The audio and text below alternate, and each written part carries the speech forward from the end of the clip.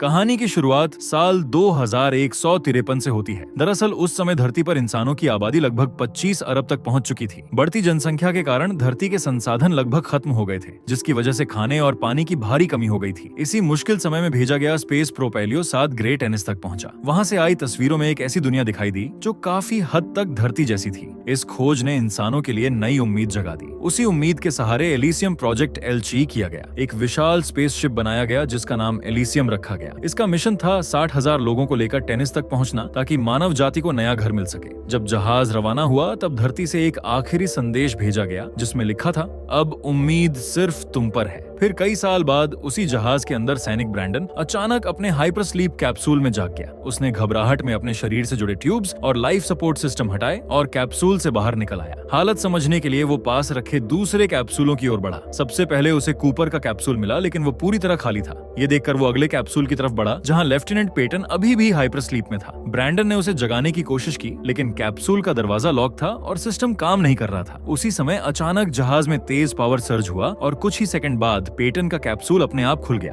Peyton घबरा कर बाहर आया। लंबी हाइपर स्लीप की वजह से दोनों की याददाश्त धुंधली थी और वहीं ब्रैंडन को अपनी सैन्य ट्रेनिंग तो याद थी, लेकिन असली मिशन क्या था यह याद नहीं आ रहा था। पेटन की हालत भी कुछ ऐसी ही थी। अब हालात समझने के लिए वे दोनों ब्रिज तक पहुंचना चाहते थे, लेकिन उनके कमरे का दरवाजा बंद था और सिस्टम किसी भी कमांड को स्वीकार नहीं कर रहा था। दरअसल ब्रिज जहाज का कंट्रोल रूम होता है जहां से दिशा, रिएक्टर, सुरक्षा और पूरे मिशन को नियंत्रित किया जाता है। इसलिए ब्रिज तक पहुंचना बहुत जरूरी था, क्योंकि वहीं से उन्हें असली हालात का पता चल सकता था। जब ब्रिज का दरवाजा नहीं खुला तो वे कम्युनिकेशन रूम में गए ताकि किसी से संपर्क किया जा सके, लेकिन कई कोशिशों के बावजूद उन्हें कोई जवाब नहीं मिला। इसी बीच ब्रैंडन की नजर अपनी बाह पर बने टैटू पर पड़ी, जिससे पता चलता था कि वह फ्लाइट क्रू 5 का हिस्सा था। इससे साफ था कि वह इस मिशन की मुख्य टीम में शामिल था, लेकिन उसके लिए मिशन की यादें अब भी धुंधली थीं। तभी जहाज में फिर से पावर सर्ज हुआ। पेटन ने कहा कि ब्रिज तक पहुंचना अब और भी जरूरी है। क्योंकि मुख्य रास्ता बंद था, इसलिए ब्रैंडन वेंटिलेशन डक्ट के रास्ते आगे बढ़ने को तैयार हो गया। तंग और अंधेरे रास्तों से गुजरते हुए उसे पता चला कि जहाज का रिएक्टर बंद है, लेकिन तभी उसका संतुलन बिगड़ गया और वो फिसलकर नीचे गिर पड़ा। उसी समय उसकी नजर कूपर की सड़ी हुई लाश पर पड़ी। ये देखकर वो शॉक रह गया, लेकिन किसी तरह खुद को संभालकर वो पास के स्टोरेज रूम में पहुंचा। स्टोरेज रूम से बाहर निकलने के लिए उसने दरवाजा तोड़ा, लेकिन जैसे ही वो बाहर आया उसका पेटन से संपर्क अचानक टूट गया। अब वो पूरी तरह अकेला था। तभी उसने एक औरत को देखा जो घबराकर किसी दरवाजे को तोड़ने की कोशिश कर रही थी, लेकिन ब्रैंडन को देखते ही वो भाग गई। सच जानने के लिए ब्रैंडन उसके पीछे दौड़ा।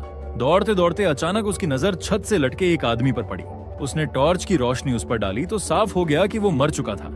ये दृश्य देखकर ब्रैंडन सन्न रह गया। उसी समय पीछे से वही औरत अचानक उस पर टूट पड़ी। उसका नाम नादिया था। उसने ब्रैंडन को जमीन पर गिराया, चाकू उसकी गर्दन पर रख दिया और उसका सारा सामान छीन लिया। लेकिन तभी जहाज के अंधेरे हिस्से से डरावनी चीखें गूंज उठी। उन आवाजों में ऐसा खौफ था कि नादिया घबरा गई और तुरंत वहां से भाग निकली। ये सुनकर ब्रैंडन अभी संभल ही रहा था कि अचानक ऊपर से कोई अज्ञात ताकत उस लटकी हुई लाश को खींचकर अंधेरे में ले गई। ये नजारा देखकर वो डर गया और भागकर फिर से स्टोरेज रूम में छिप गया। इसके बाद उसने बाहर झांका तो उसे एक भयानक जीव दिखाई दिया, जिसके हाथ में चमकता हुआ भाला था।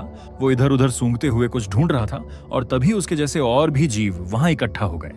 इसी बीच पेटन का रेडियो कॉल आने लगा। खतरे को भांपते हुए ब्रैंडन ने तुरंत आवाज बंद कर दी ताकि जीव उसकी मौजूदगी न जान सकें।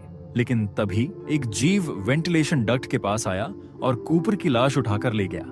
जब हालात कुछ शांत हुए तो ब्रैंडन ने दोबारा रेडियो चालू किया और पेटन को बताया कि जहाज में खतरनाक जीव घूम रहे हैं जो बचे हुए लोगों का शिकार कर रहे हैं। ये सुनकर पेटन ने सच्चाई बताई। ये जहाज किसी सामान या डेटा को लाने के लिए नहीं बना था, बल्कि 60,000 लोगों को हमेशा के लिए एक नए ग्रह टेनिस पर बसाने के लिए भेजा गया था। ये सुनते ही ब्रैंडन को धुंधली याद आई कि उसकी पत्नी भी शायद इसी जहाज में मौजूद है। इसलिए उसने उसे ढूंढने का फैसला किया, लेकिन पेटन ने समझाया कि सबसे पहले जहाज पर कंट्रोल पाना जरूरी है, वरना कोई भी सुरक्षित नहीं रहेगा। इसके बाद ब्रैंडन सिक्योरिटी रूम में पहुंचा और एक नॉन लीथल एंटीराइड हथियार उठा लिया। हथियार तैयार करने के बाद उसने पेटन से कहा कि वो उसे रिएक्टर तक पहुंचने का सुरक्षित रास्ता बताए और रास्ते भर गाइड करता रहे। तब अचानक ब्रैंडन का हाथ कांपने लगा। उसे शक हुआ कि कहीं वो पेंडोरम सिंड्रोम का शिकार तो नहीं हो रहा।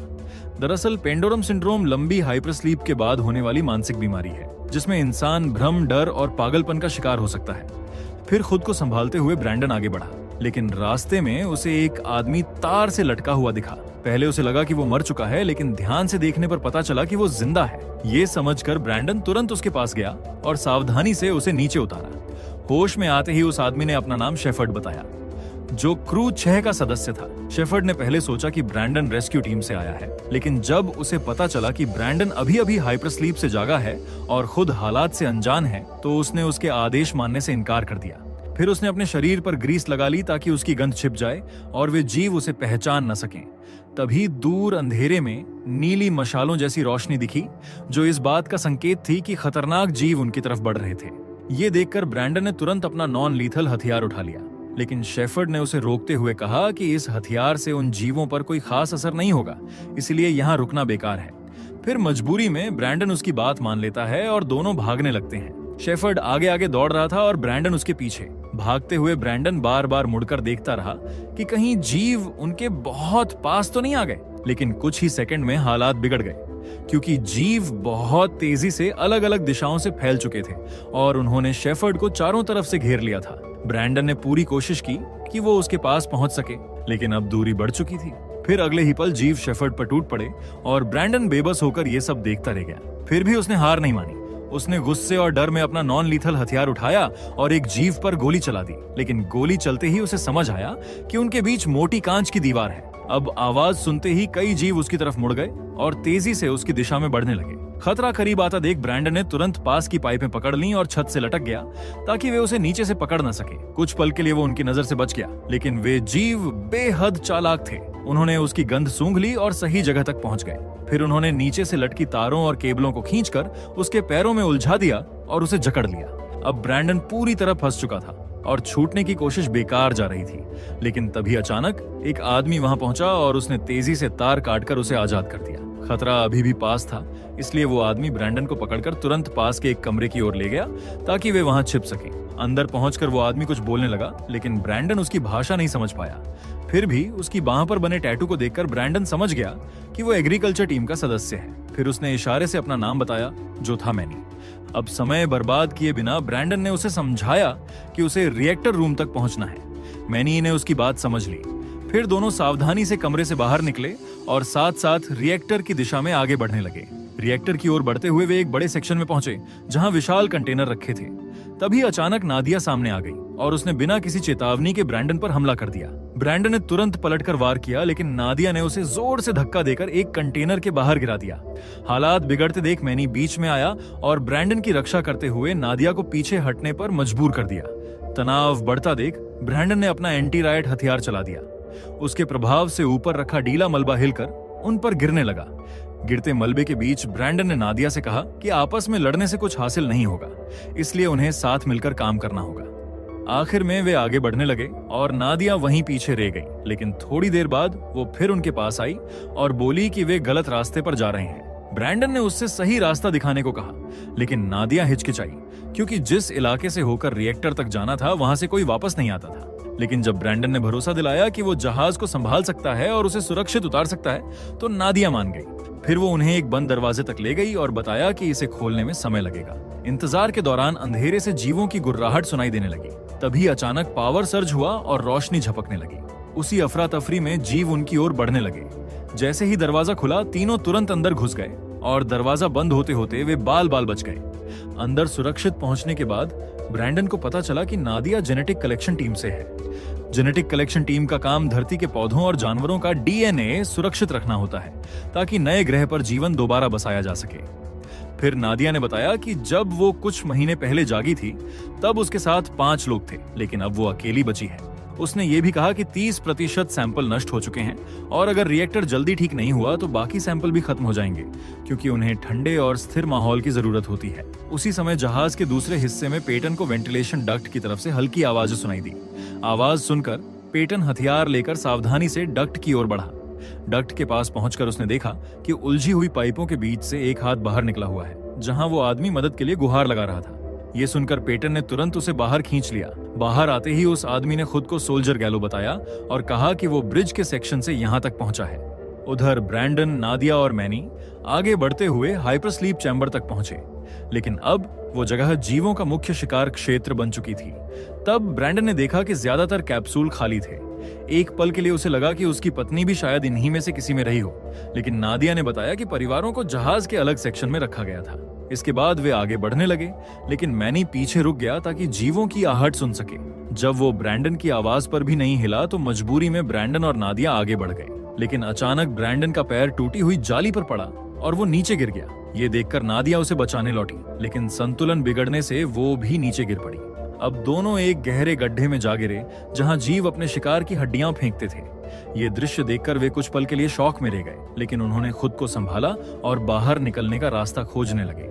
तभी अचानक अंधेरे से एक जीव ने ब्रैंडन पर हमला कर दिया। टकराते ही ब्रैंडन नीचे गिरा और तारों में उलझ गया।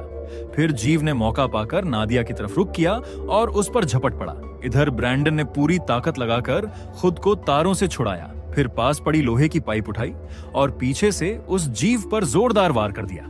हमले से बौखलाकर जीव पलटा और उसने ब्रैंडन को जोर से लात मार दिया, जिससे ब्रैंडन दूर जा गिरा और पास रखे एक कैप्सूल से टकरा गया। तभी मैनी वहां पहुंच गया और उसने पीछे से जीव के सिर पर जोरदार वार किया।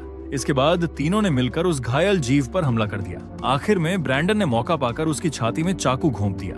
अब वे तब तक वार करते रहे जब तक वो पूरी तरह निढाल होकर मर नहीं गया, लेकिन उनकी राहत ज्यादा देर नहीं चली, क्योंकि तभी एक बड़ा और ज्यादा ताकतवर जीव वहां आया जो शायद से उनका लीडर लगता था। उस समय उसने फर्श पर जोर से प्रहार करना शुरू किया, जिसकी वजह से कई और जीव वहां पहुंच गए। कुछ ने उनका पीछा शुरू कर दिया, जबकि कुछ मरे हुए साथी को खाने लगे। भागते समय अचानक एक हाइपर स्लीप कैप्सूल खुल गया और अंदर सोया हुआ आदमी जाग गया। जागते ही वो आदमी घबराकर बाहर आया, लेकिन जीव तुरंत उस पर टूट पड़े। ब्रैंडन उसे बचाने के लिए वापस लौटना चाहता था, लेकिन मैनी ने उसे पकड़कर जबरदस्ती आगे की ओर खींच लिया। उधर जहाज के दूसरे हिस्से में पेटन ने गैलो की बाह पर बना टैटू देखा और पहचान लिया कि वो फ्लाइट क्रू 4 से है। उसने उससे कुछ सवाल किए, लेकिन गैलो चिढ़कर बोला कि उसे ज्यादा कुछ नहीं पता। तभी पेटन की नजर उसके कपड़ों पर लगे खून पर पड़ी। गैलो ने सफाई दी कि कुछ खून उसका है और कुछ उसके साथियों का। उसने दावा किया कि उसके साथी पागल हो गए थे, इसलिए उसे अपनी रक्षा के लिए उन पर हमला करना पड़ा। इधर ब्रैंडन, नादिया और मैनी भागते भागते रास्ता भटक गए और एक बड़े चैम्बर में पहुंच गए, जहां उन्हें लेलैंड नाम का आदमी मिला। उसने उन्हें भरोसा दिलाया कि फिलहाल के लिए वे यहाँ सुरक्षित हैं। थोड़ा संभलने के बाद ब्रैंडन ने नादिया से पूछा कि क्या ये जीव उसकी लैब से निकले हैं। नादिया ने साफ कहा कि ये किसी लैब के जानवर नहीं है, ये पहले इसी जहाज के यात्री थे। उसने समझाया कि यात्रा शुरू होने से पहले उनके खून में एक खास एंजाइम डाला गया था ताकि वे टैनिस ग्रह के माहौल में आसानी से ढल सकें। लेकिन कुछ लोग समय से पहले जाग गए और टैनिस पर पहुंचने से पहले ही जहाज के बंद, अंधेरे और सीमित माहौल में वे बदलने लगे। तभी लेलैंड दीवारों पर बनी तस्वीरों के जरिए ब्रैंडन और बाकी लोगों को समझा रहा था कि जहाज पर पहले क्या हुआ था। उसी समय गैलो ने भी पेटन को पूरी सच्चाई बताई। जब एलिसियम धरती से रवाना हुआ था तब उसे 3 अधिकारी चला रहे थे, उनमें गैलो भी शामिल था। यात्रा के दौरान गैलो ने अपने कमांडिंग ऑफिसर और सेकंड लेफ्टिनेंट में पेंडोरम के शुरुआती लक्षण देखे थे, लेकिन हालात पूरी तरह तब बिगड़ गए जब उन्हें धरती से आखिरी संदेश मिला। संदेश मिलने के बाद उन्होंने तुरंत नेटवर्क स्कैन किया ताकि धरती से दोबारा संपर्क हो सके, लेकिन कोई सिग्नल वापस नहीं आया। तभी उन्हें समझ आ गया कि धरती अब मौजूद नहीं रही। धरती के खत्म होने की सच्चाई ने कमांडिंग ऑफिसर और सेकंड लेफ्टिनेंट को अंदर से तोड़ दिया। वे संतुलन खोने लगे और उनके फैसले खतरनाक होते जा रहे थे। गैलो का कहना था कि वे पूरी तरह पागल हो चुके थे और जहाज के लिए खतरा बन गए थे, इसलिए उसने दावा किया कि उसे मजबूरी में दोनों को मारना पड़ा। आखिर में उसने हाइपर स्लीप में वापस जाने का फैसला कर लिया ताकि इस बोझ से कुछ समय के लिए बच सके। चैम्बर में लेलैंड अपनी कहानी सुना रहा था। तभी दीवारों से सफेद धुआं निकलने लगा, जिसकी वजह से सबको चक्कर आने लगे और जैसे ही उसकी कहानी खत्म हुई, सब बेहोश हो गए। जब ब्रैंडन की आंख खुली तो उसने खुद को उल्टा लटका हुआ पाया। नादिया और मैनी भी उसी तरह बंधे हुए थे। तब नादिया समझ गई कि लेलैंड उन्हें खाने वाला है। समय निकालने के लिए नादिया उसे बातों में उलझाने और भड़काने लगी, लेकिन लेलैंड ने झल्लाकर उसकी पसलियों के पास जोर से वार कर दिया, जिससे वो दर्द से कराह उठी। तभी ब्रैंडन ने हस्तक्षेप किया। उसने लेलैंड से कहा कि जहाज जल्द ही पूरी तरह बंद होने वाला है और अगर उसने उन्हें नहीं छोड़ा तो वो भी नहीं बचेगा। लेलैंड को लगा कि वो सिर्फ अपनी जान बचाने के लिए झूठ बोल रहा है। तब ब्रैंडन ने समझाया कि लगातार हो रहे पावर सर्ज इस बात का संकेत हैं कि जहाज का रिएक्टर अस्थिर हो चुका है। उसने कहा कि अगर रिएक्टर बंद हो गया तो लाइफ सपोर्ट भी ठप हो जाएगा। ये बात सुनकर लेलैंड को याद आया कि सच में सर्ज बढ़ते जा रहे थे और आखिर में उसने उनकी बात मान ली और उन्हें खोल दिया। आजाद होते ही ब्रैंडन ने तुरंत पेटन से संपर्क किया। उसने आखिरी पावर सर्ज का डेटा देखने और सही समय बताने को कहा। पेटन ने जांच कर बताया कि जहाज के पूरी तरह बंद होने में सिर्फ 47 मिनट बचे हैं। अब समय कम था, इसलिए ब्रैंडन ने पेटन से रिएक्टर तक पहुंचने का सुरक्षित रास्ता खोजने को कहा और खुद नादिया और मैनी के साथ आगे बढ़ गया। रास्ते में उन्हें एक छोटा जीव दिखाई दिया। मैनी ने उसे मारने की कोशिश की, लेकिन नादिया ने रोकते हुए कहा कि वो एक बच्चा है। इस बात पर दोनों के बीच फिर से बहस शुरू हो गई। इसी बहस का फायदा उठाकर वो छोटा जीव तेजी से मुड़ा और पास के डक्ट में घुसकर गायब हो गया। लेकिन उसी पल एक बड़ा और खतरनाक जीव वहां आ पहुंचा और उनका पीछा करने लगा। जान बचाने के लिए वे दौड़ते हुए एक ऐसे चैम्बर में घुस गए जहां क्रू के परिवारों के हाइपर स्लीप कैप्सूल रखे थे। उधर जहाज के दूसरे हिस्से में गैलो पेटन को समझा रहा था कि अब जहाज छोड़ देना ही समझदारी है। उसका कहना था कि जो आदमी 24 घंटे पहले अपना नाम तक याद नहीं कर पा रहा था, वो पूरे जहाज को कैसे बचाएगा। इधर नादिया ने ब्रैंडन से पूछा कि क्या उसकी पत्नी सच में इन्हीं कैप्सूलों में से किसी में थी। ये सवाल सुनते ही ब्रैंडन की धुंधली यादें जागने लगी। उसने धीरे से कहा कि नहीं, उसकी पत्नी उसके साथ आने को तैयार ही नहीं थी। तब उसने स्वीकार किया कि वो इस मिशन में इसलिए शामिल हुआ था क्योंकि उसकी पत्नी उसे छोड़कर चली गई थी और वो अपनी पिछली जिंदगी से दूर भागना चाहता था। ये स्वीकार करते ही वो अंदर से टूट गया, लेकिन नादिया ने उसे याद दिलाया कि अभी उनका व्यक्तिगत दर्द नहीं बल्कि मिशन ज्यादा महत्वपूर्ण है। इसी दौरान कैप्सूल की कतार देखते हुए उसकी नजर एक नाम पर पड़ी, जो था पेटन की पत्नी का नाम। वो कुछ पल के लिए ठिठक गया, क्योंकि उस नाम को देखते ही उसके दिमाग में पेटन से जुड़ी एक धुंधली याद उभरी, जैसे वो पहले भी इस बारे में कुछ जानता था, लेकिन याद पूरी तरह साफ नहीं थी। इसलिए उसने अपने चेहरे पर कोई भाव नहीं आने दिया और बिना कुछ कहे आगे बढ़ गया। आखिर में वे रिएक्टर रूम तक पहुंच गए, लेकिन अंदर का दृश्य खतरनाक था, क्योंकि कई जीव वहीं फर्श पर सो रहे थे। अब ब्रैंडन ने जैसे ही कदम रखा, एक जीव हल्का सा जागा, मगर कुछ पल बाद फिर शांत हो गया। इसके बाद वो धीरे धीरे आगे बढ़ ही रहा था कि अचानक रास्ते का एक हिस्सा टूट गया। ये देखकर नादिया ने तुरंत ब्रैंडन का हाथ पकड़ने की कोशिश की, जबकि मैनी ने अस्थायी पुल को संभाल लिया ताकि वो नीचे गिरने से बच सके। लेकिन मैनी पर बढ़ता हुआ भार देखकर ब्रैंडन समझ गया कि अगर वो यही रुका रहा तो पुल टूट जाएगा। इसलिए उसने नीचे उतरने का फैसला किया। नीचे पहुंचकर उसने खुद को कीचड़ से ढक लिया और जमीन पर पड़ी मरी हुई चमड़ी अपने ऊपर लपेट ली। उधर कम्युनिकेशन सेक्शन में गैलो ने पेटन को एक कैप्सूल खोलने के लिए मजबूर किया। वो जहाज छोड़कर भागना चाहता था, लेकिन पेटन ने चालाकी से उसे उसी कैप्सूल में बंद कर दिया। अब रिएक्टर के पास पहुंचते समय लेलैंड से गलती हो गई और उसकी लालटेन गिर गई, जिसकी वजह से जीव जाग गए। हालात तेजी से बिगड़ने लगे। ये देखकर मैनी ने तुरंत फैसला लिया और अस्थायी पुल गिरा दिया ताकि जीवों का ध्यान उसकी ओर जाए और ब्रैंडन को रिएक्टर तक पहुंचने का मौका मिल सके। मौका मिलते ही ब्रैंडन पूरी ताकत से दौड़ा। काउंटडाउन तेजी से घट रहा था और आखिरी 4 सेकंड में उसने रिएक्टर रीस्टार्ट कर दिया। रिएक्टर चालू होते ही तेज ऊर्जा का डिस्चार्ज पूरे सेक्शन में फैल गया और आसपास मौजूद कई जीव उसी झटके से मारे गए। इसी बीच मैनी बाहर निकलने की कोशिश कर रहा था, लेकिन जीवों का लीडर उसका रास्ता रोककर खड़ा हो गया। फिर दोनों के बीच भयंकर लड़ाई शुरू हो गई। मैनी ने भाले से उस पर वार कर उसे घायल कर दिया, लेकिन लीडर ने पलटवार करते हुए उसके पेट में काट लिया। भारी चोट के बावजूद मैनी पीछे नहीं हटा। उसने अपने सूट का टूटा हुआ हिस्सा हथियार की तरह इस्तेमाल किया और लगातार वार करता रहा, जब तक कि लीडर जमीन पर गिरकर मर नहीं गया। फिर जैसे ही उसने राहत की सांस ली, उसकी नजर फिर उसी छोटे जीव पर पड़ी। उसे देखकर मैनी ने चाकू उठाया, लेकिन एक पल के लिए रुक गया। उसी हिचकिचाहट का फायदा उठाकर छोटा जीव अचानक उस पर झपटा और उसके गले पर तेज वार कर दिया। उधर कम्युनिकेशन रूम में गैलो किसी तरह कैप्सूल से बाहर निकल आया और उसने पेटन को बेहोश करने की कोशिश की। दोनों के बीच हाथापाई शुरू हो गई। उसी संघर्ष के दौरान पेटन को अजीब से भ्रम होने लगे। उसे ऐसा दिखने लगा जैसे उसके हाथों पर बने टैटू आपस में मिल रहे हों, जैसे 2 अलग पहचान एक हो रही हों। तभी उसके शरीर में सुई चुभी। सुई चुभते ही वो खुद को कमरे में अकेला पाता है। उसी क्षण उसे सच्चाई समझ आ गई। गैलो कोई अलग इंसान नहीं था, बल्कि वो खुद ही था। दरअसल गैलो उसका पुराना जवान रूप था, जिसे उसने अपनी टूटी हुई यादों में अलग पहचान दे दी थी। इसी बीच लेलैंड कंट्रोल रूम में पहुंच गया। उसने दावा किया कि उसने ब्रैंडन की मदद की है, इसलिए उसे इनाम मिलना चाहिए। लेकिन पेटन ने बिना कुछ कहे नीडल गन उठाई और उसकी आंख में घोंप दी। उसी समय ब्रैंडन और नादिया भी कंट्रोल रूम में पहुंच गए। तभी ब्रैंडन को अचानक सब याद आने लगा। उसे समझ आ गया कि पेटन असली लेफ्टिनेंट नहीं है। तभी पेटन ने भी सच स्वीकार किया कि वो असल में सोल्जर गैलो है। ये सुनकर ब्रैंडन ने पूछा, हम आखिर हैं कहाँ? गैलो ने जवाब में खिड़की का कवर हटाया और बाहर की ओर इशारा किया। बाहर कोई तारे दिखाई नहीं दे रहे थे। इसका मतलब था कि जहाज अंतरिक्ष में नहीं बल्कि किसी और जगह था।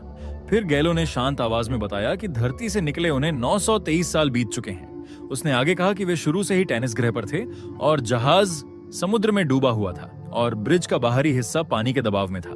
इतना कहते ही गैलो अचानक उन पर हमला कर देता है। नादिया उससे भिड़ जाती है, लेकिन गैलो उसे पकड़कर काबू में कर लेता है। हालात बिगड़ते देख ब्रैंडन एंटी राइड हथियार चला देता है, जिसकी वजह से दीवार का हिस्सा टूट जाता है और समुद्र का पानी तेज दबाव के साथ अंदर घुसने लगता है। अब कमरा तेजी से पानी से भरने लगता है। ये देखकर ब्रैंडन नादिया को खींचकर पास के एक कैप्सूल में घुस जाता है, लेकिन गैलो बाहर ही रह जाता है और पानी के बहाव में डूब जाता है। कैप्सूल के अंदर भी पानी भरने लगता है, लेकिन ब्रैंडन नादिया को शांत रहने को कहता है। फिर कुछ ही सेकंड में कैप्सूल तेजी से ऊपर उठने लगता है और थोड़ी ही देर में कैप्सूल पानी की सतह पर पहुंच जाता है। ब्रैंडन मास्क हटाकर नादिया को जगाता है और कहता है कि वे सुरक्षित हैं। अब धीरे धीरे और भी कैप्सूल समुद्र की सतह से बाहर आने लगे।